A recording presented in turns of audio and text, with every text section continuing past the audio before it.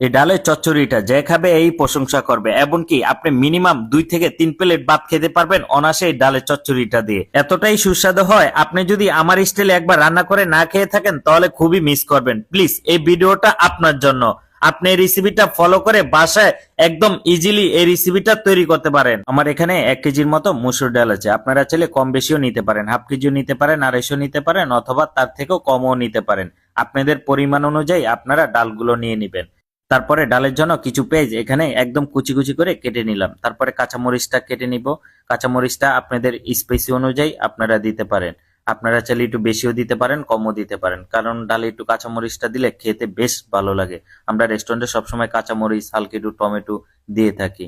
তো এখন টমেটোটা কেটে নিচ্ছি। টমেটোটা একদম পাতলা পাতলা করে কেটে নিবেন। দেখেন আমি কিভাবে করে কেটে নিচ্ছি, এভাবে করে আপনারা কেটে নিবেন। এমনকি ছুরি ধরারও কিন্তু একটা টেকনিক আছে, আপনি যদি ছুরি ধরে অনেক স্পিডে কাটতে চান তাও কেটে নিতে পারেন। আমার মতো করে সবসময় ছুরিটা ধরার চেষ্টা করবেন, তাহলে কখনোই আর হাত কাটবে না। এখন আমি আলু দিয়ে দিব। আমার ডালের যে চচ্চড়িটা তৈরি করব এই চচ্চড়ির জন্য আলুটা একদম পাতলা পাতলা করে কেটে নিচ্ছি। আলুটা একদম চিরি চিরি করে আপনারা কেটে নিবেন। তারপরে মসুর ডালটা একটা কড়াইয়ের ভিতরে আমি নিয়ে নিলাম। মসুর ডালটা কিন্তু আমি ধুয়ে কিছুক্ষণের জন্য ভিজিয়ে রেখেছিলাম। এখন একটা কড়াইয়ের ভিতরে নিয়ে নিলাম। তারপরে এখানে আলু কুচি দিয়ে দিলাম। তারপরে দিয়ে দিব এখানে পেঁয়াজ, টমেটো আর কাঁচামরিচ যেগুলো আমি কেটেছিলাম, এগুলোই সবগুলো এখানে দিয়ে দিলাম। এখন দিয়ে দিলাম 1 টেবিল চামচের মতো আদা রসুন পেস্ট। তারপরে দিয়ে দিলাম একদম অল্প করে তেজপাতা। তারপরে স্বাদ অনুযায়ী লবণ দিয়ে দিলাম। এখন দিয়ে দিলাম হলুদের গুঁড়া। আমার এখানে প্রায় 1.5 টেবিল চামচের মতো হলুদের গুঁড়া দিয়ে দিলাম। হাফ টেবিল চামচের মতো মরিচের গুঁড়া দিয়ে দিলাম। মরিচের গুঁড়াটা অবশ্যই আপনারা কম দিবেন, তাহলে কালারটা সুন্দর আসবে। এখন দিয়ে দিলাম সয়াবিন তেল। সয়াবিন তেলটা দিয়ে খুবই সুন্দর করে হাত দিয়ে মাখিয়ে নিচ্ছি। আর হাত দিয়ে মাখাতে আমার খুবই ভালো লাগে, এমনকি আমার কাছে মনে হয় হাত দিয়ে না মাখালে আমার খাবারটা টেস্ট হয় না। আপনারা কে কে এরকম হাত দিয়ে মাখায়া রান্না করেন অবশ্যই কমেন্ট করে জানাবেন, কারণ এই খাবারটা আমরা নিজেরা খাবো, স্টাফরা খাবে, সেজন্য এভাবে করে মাখাই। বড় বড় হোটেলে কিন্তু কাস্টমারের জন্য এভাবে কিন্তু ডাল চচ্চড়িটা করে থাকে, এমনকি খেতে বেশ মজা লাগে। আমার ডালটা কিছুক্ষণের জন্য কষায় এখন দিয়ে দিলাম পানি। পানিটা আপনাদের পরিমাণ অনুযায়ী দিবেন, বেশিও দিবেন না, একদম কমও দিবেন, একদম মিডিয়াম করে পানিটা দিবেন যাতে ডালটা আমার পরিপূর্ণভাবে সিদ্ধ হয়ে যায়। এই পরিমাণে আপনারা পানি দিবেন। দেখেন আমার ডালটা কিন্তু ফুলে উঠছে, মানে একদম সিদ্ধ হয়ে গেছে।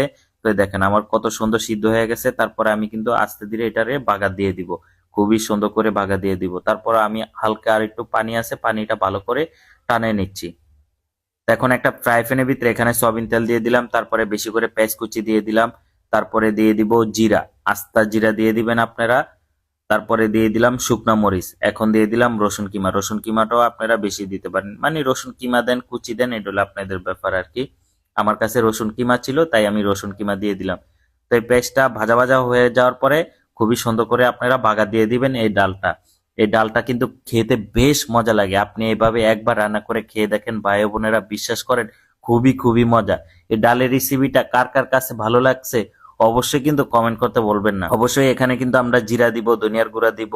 এর ডালটা বাগার দেওয়ার পরে খুবই ভালো করে মিক্স করে নিচ্ছি। এখন দিয়ে দিলাম ধনিয়া পাতা, তারপরে দিয়ে দিব জিরার গুঁড়া। দেখেন তারপরে খুবই ভালো করে মিক্স করে নিচ্ছি। এই ডালটা খেয়ে আমাদের রেস্টুরেন্টের সকল স্টাফরা খুবই খুবই প্রশংসা করছে, এমনকি খুবই বারবার খেতে মন চাচ্ছে যে শেফ আবারও এই ডালটা রান্না করে খাওয়াবেন।